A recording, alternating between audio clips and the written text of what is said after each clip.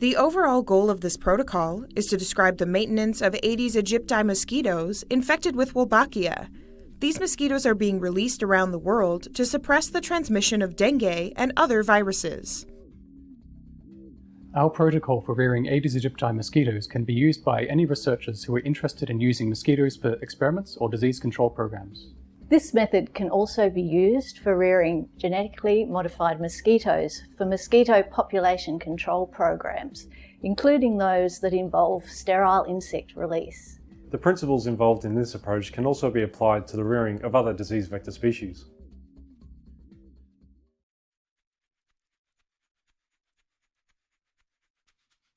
For this protocol, house the mosquitoes at approximately 26 degrees Celsius and at 50 to 70% relative humidity, with an equatorial photoperiod.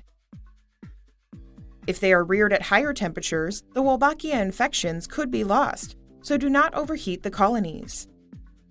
Maintain around 500 mosquitoes per population to minimize inbreeding. Using this protocol with adequate nutrition will yield 28-day generations.